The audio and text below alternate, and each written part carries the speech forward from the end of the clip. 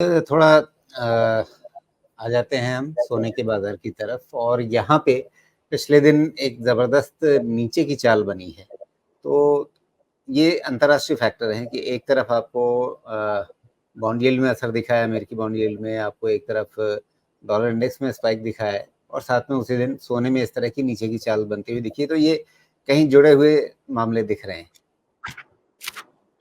जुड़े हुए हैं राजीव जी, लेकिन फिर चूंकि कड़ी से कड़ी जोड़ना है तो हमें अपने पिछले डिस्कशन को साथ में लेते हुए इसको डिस्कस करना होगा कि हमने अपने गोल्ड और सिल्वर दोनों पे डबल टॉपिश स्ट्रक्चर के साथ ही काम करना शुरू किया। करेक्ट है।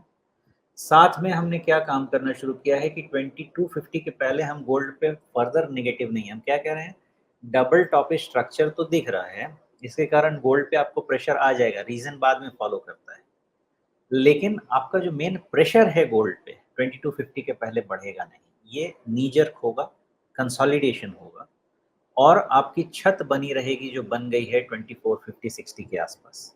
वो ब्रेक जब तक नहीं हो, आपको बहुत बारी ये शेक करके देगा, शेप ऑफ होगा गोल्ड प्राइसेस में भी। नेगेटिव आप 2250 के पहले ना हो, पॉजिटिव 2460 के पहले ना हो। जी। और यहीं एमसीएक्स में भी भाव देखें तो बिल्कुल वैसे ही फॉलो करना है उसको स्वाभाविक रूप से। क्या एमसीएक्स क्या एक छोटे ब्रेकडाउन के लिए तैयार हो गया है?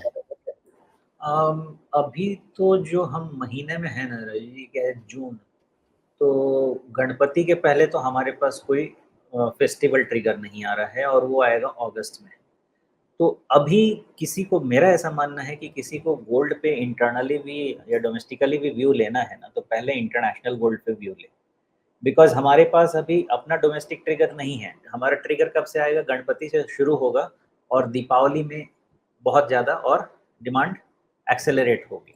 तो आपके पास डोमेस्टिक फैक्टर थोड़ा एक आधा 2-4 परसेंटेज पॉइंट ऐड कर सकते हैं। अभी आपका जो गोल्ड है डोमेस्टिक, वो बिहेव करेगा इंटरनेशनल गोल्ड के हिसाब से ही। तो अगर उससे हिसाब से आप कर पाएँ तो मुझे लगता है बेहतर पोजीशन रहेगी।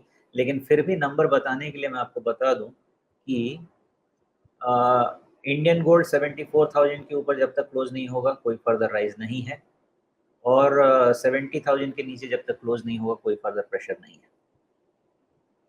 जी। तो अभी एक तरह से ये बीच-बीच के दायरे में कंसोलिडेशन वाले फेज में है। जी बिल्कुल। जी। और गोल्ड में क्लैरिफिकेशन के जो आपने 2250 का लेवल बताया है, तो 2250 पर आपकी नज़र क्यों टिक रही है? क्योंकि अगर मैं ताज़ा-ताज़ा बॉटम देखूँ या हाल के रेंज का निचला छोर देखूँ, तो वो 2280 के आसपास आ रहा है। क्लोजिंग बेसिस पे भी देखें तो 2250 ही होगा। क्या वो थोड़ा वोलेटिलिटी को हाथ ध्यान में रखते हुए कि भई कभी-कभी जो दिख रहा होता है चीज़ें उससे थोड़ा-सा छकाने के लिए आगे-पीछे होती हैं? हाँ, ये गोल्ड आजकल बहुत धोखेबाज हो गया है साहब, ये बहुत धोखा देता है। इसलिए इसके लिए मार्जिन ऑफ सेफ्टी बना के रखना पड़ेगा। इनफैक्ट आपका कहना गलत नहीं है कि वहाँ तो आपके पास पैटर्न है, तो क्यों नहीं? लेकिन आप उस पैटर्न को ना थोड़ा-सा एक्सपैंड करके देखिए, वो कितने दिन का पैटर्न है, क्या कोई क्लियर पैटर्न है?